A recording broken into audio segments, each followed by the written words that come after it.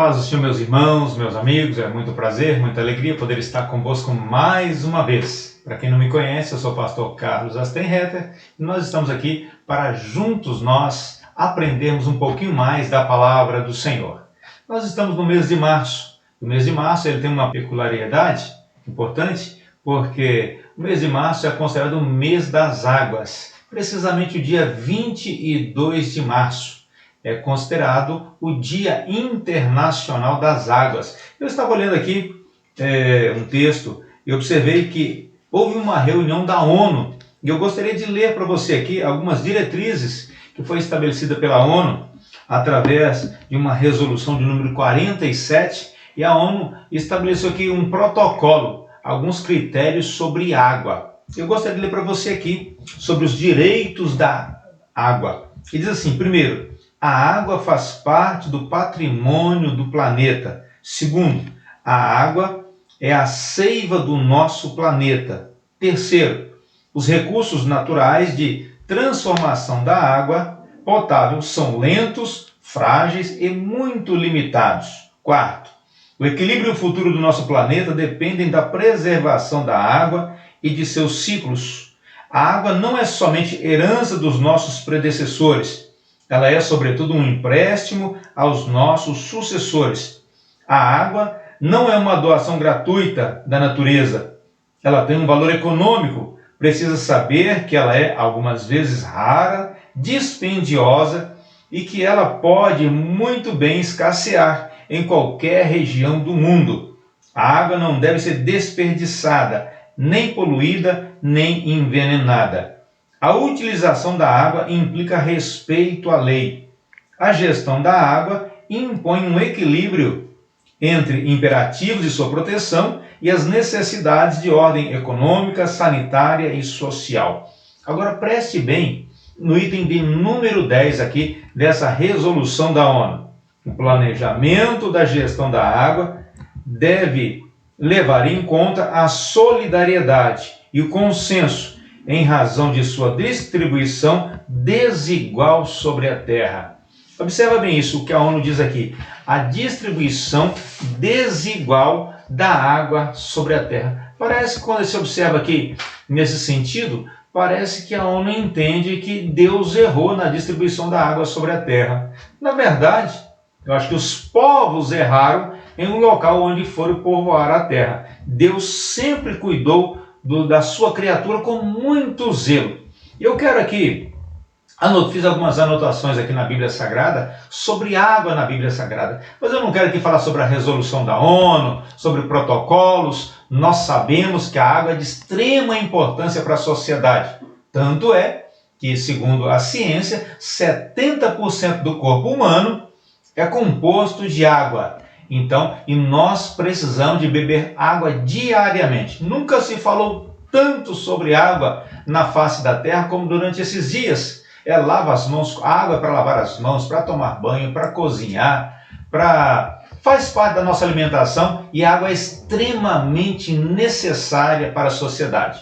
E quando nós olhamos para a Bíblia Sagrada, o que a Bíblia diz sobre água? Eu gostaria de deixar a água agora no sentido físico, no sentido de H2O, para o suprimento da humanidade, e falar um pouquinho a respeito da água viva, de uma água espiritual. E para isso, eu gostaria de tomar para base minhas palavras aqui, um texto bíblico citado por Jesus, aqui no livro de João, capítulo 7. O texto é de extrema importância. Estava acontecendo aqui a festa dos tabernáculos, 7 dias de festa.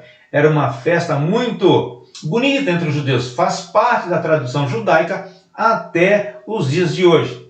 E a Bíblia diz que Jesus estava nessa festa, onde se tratava a respeito dessa tradição. E Jesus começou a conversar com algumas pessoas, dialogar com alguns, falar a respeito do Evangelho do Reino, e observa que alguns, na verdade, agradaram da conversa de Jesus. Outros murmuravam, e houve uma certa murmuração entre as pessoas, e eles não queriam falar abertamente a respeito de Jesus, porque temiam, porque o povo estava do lado de Jesus. E a Bíblia nos diz aqui também que os judeus maravilhavam-se, dizendo: como é que esse homem aprendeu? Ele sabe tantas letras, ele fala com tanta sabedoria dessa forma. E o texto vai discorrendo o texto, exatamente no versículo 37. Chegando aqui ao finalzinho da festa, Jesus diz assim: e no último dia, o grande dia da festa, Jesus pôs-se em pé e clamou dizendo: se alguém tem sede, venha a mim e beba. Olha só, quem crê em mim, como diz as Escrituras, rios de água viva correrão do seu ventre. Observa que a sociedade vive um desespero por causa de água. ONU, tratados internacionais, países, aqui e acolá, uma correria, um desespero total. Em alguns locais a água não consegue chegar com qualidade às pessoas e nós sabemos que a água é essencial à vida humana. E Jesus se posiciona agora aqui dizendo: quem crê em mim, como diz as Escrituras, rios de água viva correrão do seu ventre. Ele diz: quem tem sede, venha a mim e beba. Jesus se posiciona aqui diante dos judeus, dizendo: eu sou a água viva, eu posso matar a sede espiritual de toda a humanidade. E a Bíblia nos diz aqui o texto que isso causou uma grande murmuração entre os judeus. E nós vamos observar em uma outra passagem bíblica, Jesus também encontrando com uma mulher samaritana. E se você não sabe a origem dos samaritanos, os samaritanos são uma junção de judeus e gentios, aqui surgindo um terceiro povo, dos quais chamados de samaritanos. E Jesus agora, por volta do meio-dia, a Bíblia diz que ele está em Samaria, passando por ali, ele teve sede. E ele manda que os discípulos, também fome também, e manda que os discípulos vão até a cidade comprar alguma comida. Talvez de uma forma estratégica, talvez os discípulos não se sentiriam confortáveis em perceber que Jesus conversava com uma mulher samaritana, sabendo que eles eram inimigos. Não vou entrar aqui nos detalhes, porque isso remonta a séculos atrás. Mas o certo é que Jesus senta à beira do poço, chamado Poço de Jacó. E aquela mulher vem para tirar água. E Jesus começa uma conversa com aquela mulher, e ela percebe que Jesus fala de uma forma diferente, que Jesus fala como um profeta, e ela percebe isso. E ele pede água para a mulher. E ele diz: olha, a mulher disse para ele: sendo tu judeu e eu samaritana, como você conversa comigo? Você não sabe que os nossos ancestrais, nossos antepassados, não se comunicam? Aí Jesus questiona a mulher: olha, mulher, se tu soubesses quem te pedes água, olha, você lhe daria água e ele lhe daria da água viva e você nunca mais voltaria a ter sede. E a mulher acha bonita aquela conversa e ela se interessa por aquela água oferecida por Jesus. E olha que diz o texto sagrado de João, capítulo de número 4. Olha aqui a conversa de Jesus com a samaritana. Como sendo tu judeu, me pedes de beber a mim, que sou mulher samaritana? Porque os judeus não se comunicam com os samaritanos. E aí a conversa vai adiando com Jesus. Aí Jesus disse para aquela mulher assim: olha mulher, qualquer que beber dessa água que você tira no poço. E a mulher questiona Jesus: o senhor é maior do que o nosso pai Jacó, que cavou esse poço, deu água para os seus servos, para os seus animais? Ele disse: olha mulher, o texto diz: qualquer que beber desta água tornará a ter sede, mas aquele que beber da água que eu lhe der, nunca terá sede, porque a água que eu lhe der, lhe fará nele uma fonte de água a jorrar para a vida eterna. A mulher se interessou por aquela água, falou: já estou cansado de todos os dias vir a esse poço tirar água, e Jesus lhe oferece uma água que, na verdade, faria com que esta pessoa jorraria dentro dela uma fonte de água viva. E essa mulher percebe que Jesus era profeta, e ela vai convidar seus amigos, porque ela percebeu que estava diante de uma fonte. E quem tem a fonte não precisa de voltar ao poço. Louvado seja Deus. Ela estava diante da fonte de água viva. Mas quando nós olhamos aqui na Bíblia Sagrada, você vai perceber que a água na Bíblia pode significar muitas coisas. A água na Bíblia pode significar tanto a presença quanto a ausência de Deus. Pode significar tanto a vida quanto a morte também. vai depender de que lado você está. Se você está do lado de Deus, a água vai significar vida para você. Se você não está do lado de Deus, a água pode significar a morte para você. E eu olho aqui momentos na Bíblia Sagrada em que a água significava morte, ou significava a ausência de Deus. Você observa aqui, no livro de Gênesis, capítulo 1, versículo 1 e 2, a Bíblia nos fala que a terra era sem forma e vazia, e o Espírito de Deus movia sobre as águas. E houve uma necessidade, então, através do poder e da palavra de Deus, Deus começa a obra da criação. E Deus organiza as águas, separa as águas para um canto e a porção seca para o outro lado. Ou seja, estava desorganizado e através do poder de Deus, tudo se organizou. E olhando mais um pouquinho mais adiante aqui, e nós entendemos que Deus precisa continuar organizando a sociedade. Agora, a ONU diz que as águas não foram distribuídas de uma forma correta. Eu creio que ela está questionando o próprio Deus. Na verdade, são as povoações que estão nos lugares errados. Eu penso assim à luz da palavra do Senhor. Então, nós vamos observar um outro momento aqui em que a água ela se torna uma maldição e não uma bênção. Nos dias do dilúvio, Deus levanta Noé e prega uma mensagem dizendo que haveria uma forte chuva, que viria uma chuva sobre a face da terra e que todos aqueles que não ouvissem e não dessem crédito à mensagem de Noé seriam consumidos pelas águas. O povo não creu na mensagem de Noé e nós sabemos o final trágico da história. Somente Noé e a sua família escapou-se das águas do dilúvio, mas todos aqueles que não creram na mensagem de Noé pereceram por força das águas. Imagina que a água aqui nesse momento aqui significou uma sentença de morte. E outro texto também, quando o povo saiu do Egito, a Bíblia nos diz que Faraó, depois de 10 pragas, libera o povo para ir embora. E Moisés, com aquela multidão, sai peregrinando. Mas em determinado momento, eles param diante do Mar Vermelho. E agora, a Bíblia nos diz que atrás vem Faraó e seus cavaleiros. E Noé agora está diante de uma água profunda e tremenda. E Deus manda a Noé que bradasse contra as águas, estendesse o seu cajado, tocasse nas águas. E o Faraó se aproximando de seus exércitos, seus cavaleiros. E a Bíblia diz que quando Noé toca nas águas, as águas se abriram um caminho e o povo de Israel passou em seco no meio do Mar Vermelho. E quando eles terminam de sair, Faraó já havia adentrado também um caminho em mar seco, aberto. Mas quando o povo acaba de sair, Deus fechou as águas e Faraó e seus cavaleiros foram consumidos pelas águas do Mar Vermelho. Imagine que aqui mais uma vez, a água aqui foi uma sentença de morte. Em outros momentos aqui, nós vamos ver no Salmo 42, o salmista dizendo assim: Senhor Deus, como o servo brama pelas águas, a minha alma suspira por ti, ó Deus. Ele fala aqui do desespero do animal, correndo aqui do seu predador, suspirando, almejando a água, porque o animal sabia que a morte se avizinhava também. Em outro texto aqui, como pessoa física, o salmista diz no Salmo 69, ele diz: Senhor, ele clama a Deus como alguém que está afogando. Ele diz assim: olha, entrei nas profundezas das águas e as correntes me levam.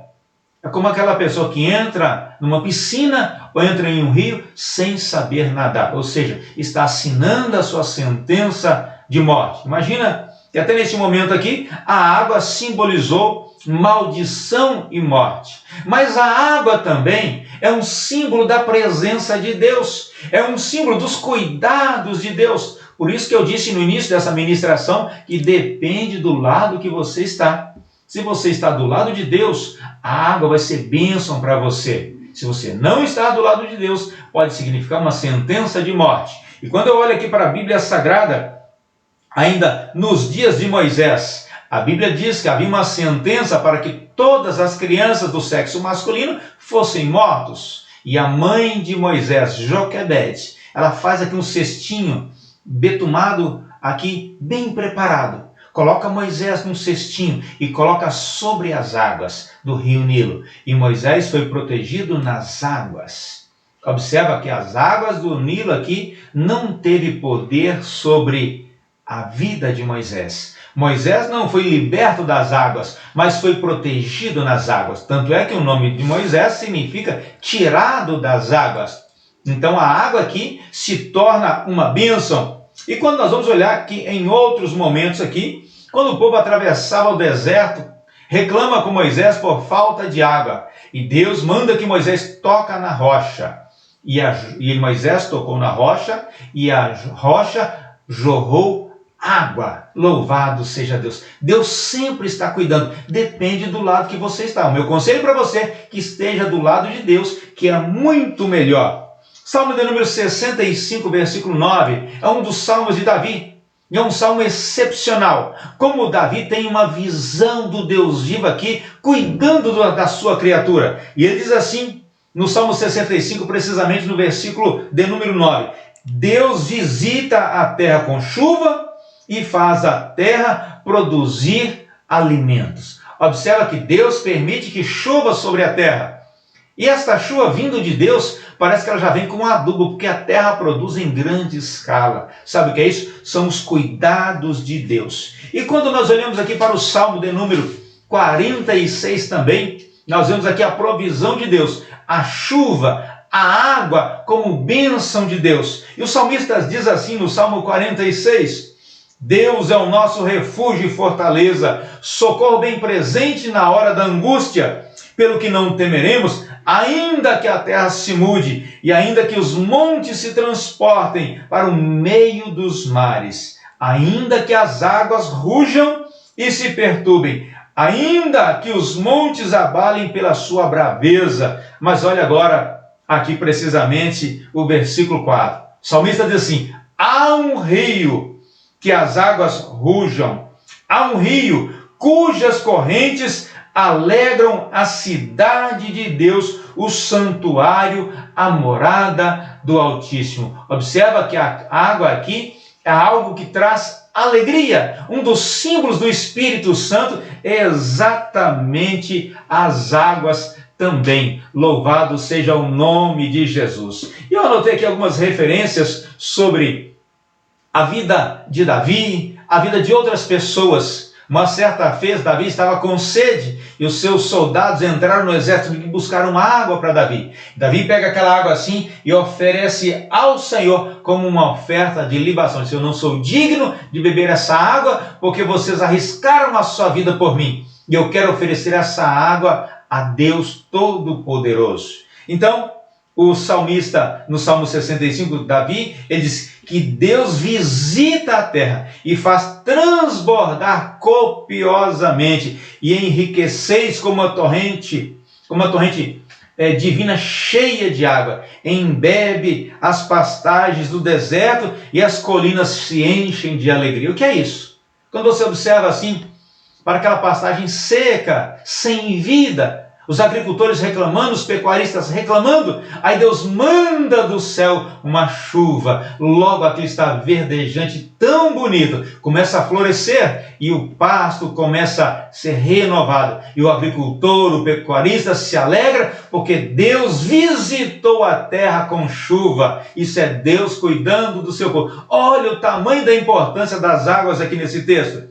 Salmo 72, o salmista compara o Messias como chuva. Ele diz assim, olha, ele descerá como a chuva sobre o feno, como aguaceiro que irriga a terra. Oh, louvado seja Deus! Quanta coisa boa significa a água para nós, né? Então, a Bíblia nos diz também que o paraíso é banhado por águas. Louvado seja o nome de Jesus. Isaías, no capítulo 35, eu quero aqui chamar a sua atenção para um pouquinho mais de perto. Entenda isso aqui, no arrebatamento da igreja. Olha o que Isaías escreve a respeito das águas. Então, os olhos dos cegos serão abertos, e os ouvidos dos surdos se abrirão.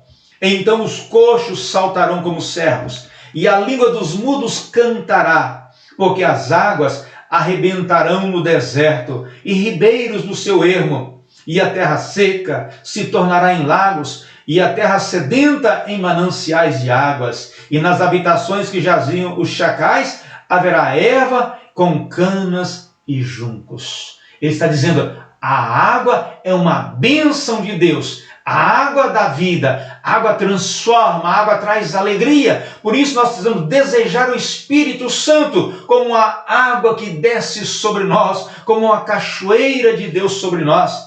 Então, meus irmãos, observa mais uma referência bíblica aqui.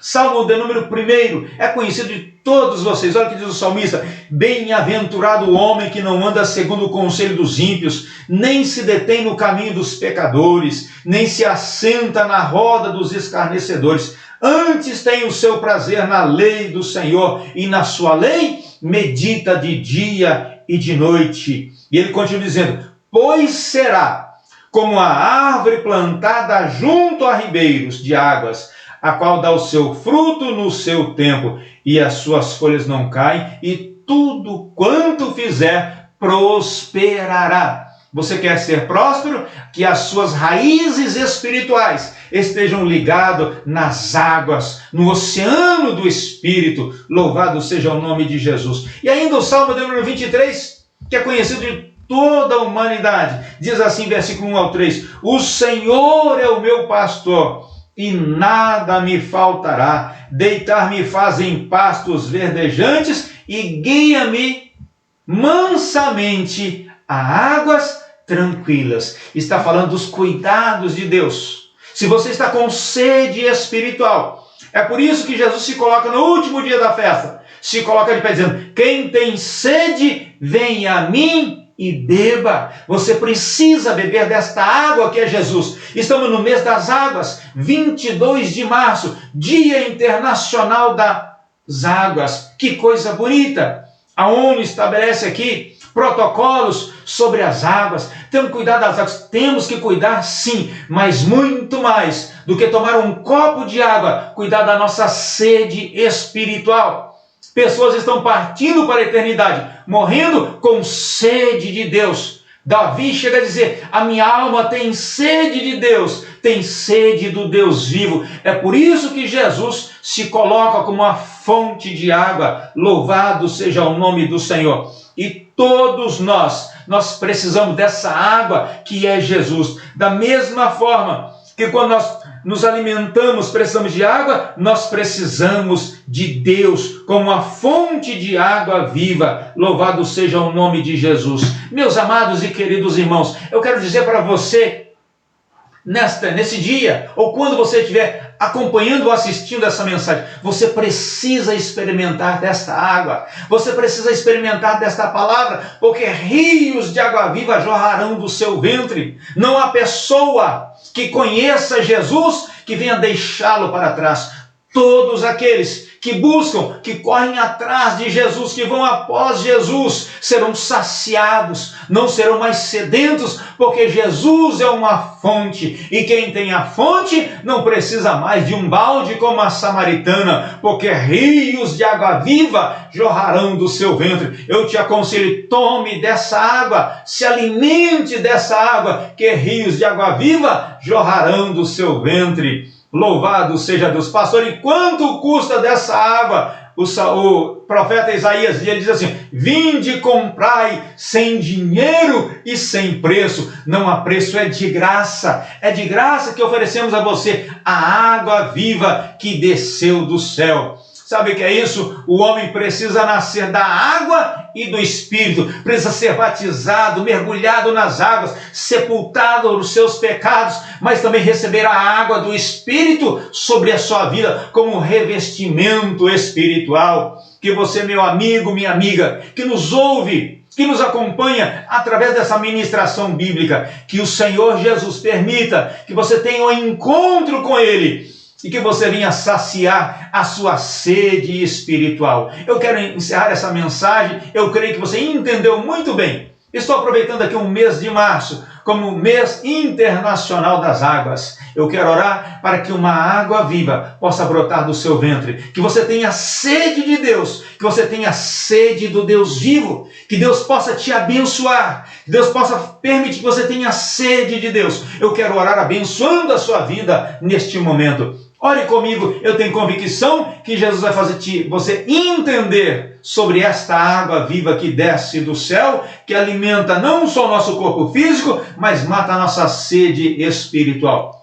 Ore comigo neste momento, soberano Deus e Pai, Criador do céu e da terra. Pai querido, eu quero te glorificar, Senhor, porque um dia eu bebi desta água, me senti saciado e nunca mais eu tive sede espiritual, porque agora eu tenho uma fonte que jorra dentro de mim, Senhor. A minha alma se alegra no Deus vivo. Senhor, permita que esta pessoa que me ouve, Senhor, ela venha sentir também a sede espiritual, Senhor, que ela possa entrar também e se saciar, e que possa ter uma fonte espiritual, e que rios de água viva jorrem do seu ventre para matar a sede de outras pessoas, Senhor. Pai, eu te glorifico, crendo, Senhor, na vitória, Senhor, desta família, deste homem, desta mulher que acompanha essa ministração bíblica. Senhor, Pai, que ele sinta a sede de Deus, que ele tenha desejo de aceitar a Ti como Salvador, e que o Teu Espírito Santo, ó Senhor, venha cobri-lo, Senhor, com as águas nesta noite ou neste dia,